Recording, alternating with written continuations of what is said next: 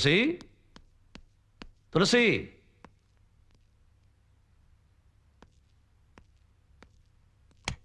తులసి ఈ టైంలో నిద్రపోతున్నావు ఏంటమ్మా?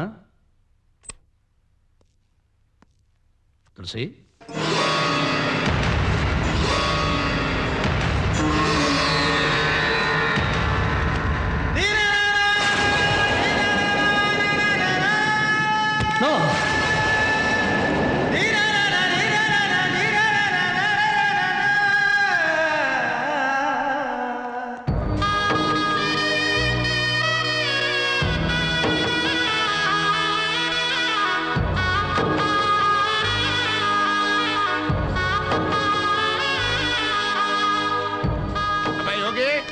మంత్రులు గారితో మాట్లాడి ముహూర్తం పెట్టించేశాను.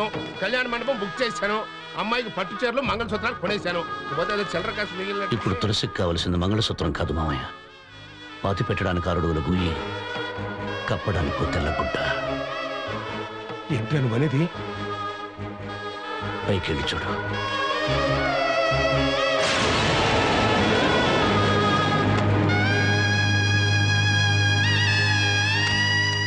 ఎవరూ తులసిని ముట్టుకోకండి.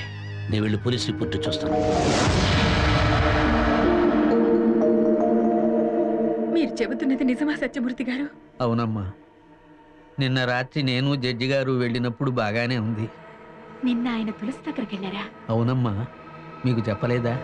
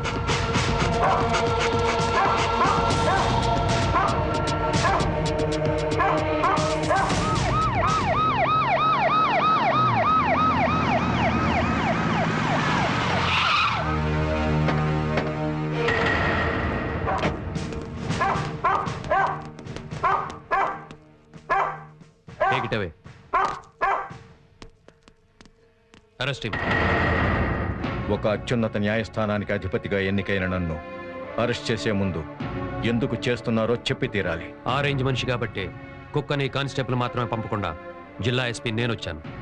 తులసి అనే అమ్మాయిని మీరు పీక పిసికి చంపారు. ఆ కారణంగానే మిమ్మల్ని అరెస్ట్ చేస్తున్నాం. ఆధారాలు లేకుండా అరెస్ట్ చేస్తే ఆ తర్వాత విచారిస్తారు. ఇది హత్య జరిగిన ప్లేస్లో ఉన్నది మీదేనా? నాదే. కానీ తులసిని నేను చంపలేదు. అయినా నేనెందుకు చంపుతాను? ఆర్గ్యుమెంట్స్ కోర్టులో చెప్పుకోండి. మిస్టర్ శంకరనారాయణ సార్, ఈయన ఆఫీసు తీసుకురండి. Yes sir. పటౌడి సార్, నీకు న్యాయం అంటే చాలా ఇష్టం కదా, వీనికి నీ చేత్తోనే ఎయ్ అక్కడి. సార్, నేను ఆయన తీసుకొస్తాను, మీరు వెళ్ళండి సార్. ఏంద్రో గంత మర్యాద గీ ఫేస్కి ఎందుకు? ఏంది, వస్తావా గుంజుకు పొమ్మంటావా?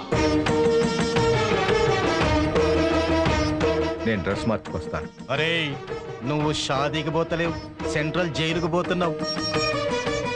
నీ కొడుకుండే కదా, సేమ్ ప్లేస్. చాలు సార్, అంత పెద్ద ఈ డ్రెస్లో తీసుకెళ్తే బాగుండదు సార్. డ్రెస్ మార్చుకునే టైమే ఉంది సార్. మోకాలు మెత్త నిన్నంటే మీరు చిక్కిపోవాలి. హట్, చల్ చల్.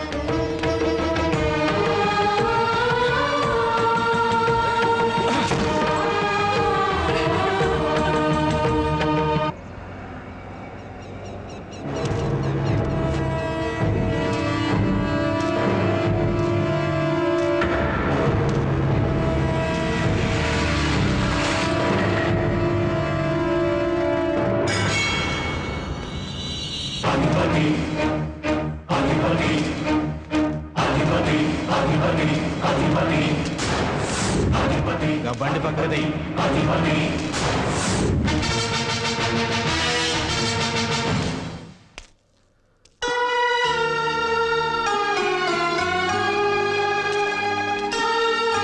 ఇప్పుడు నేనేం చెప్పినా నీకు నిజం అనిపించకపోవచ్చు.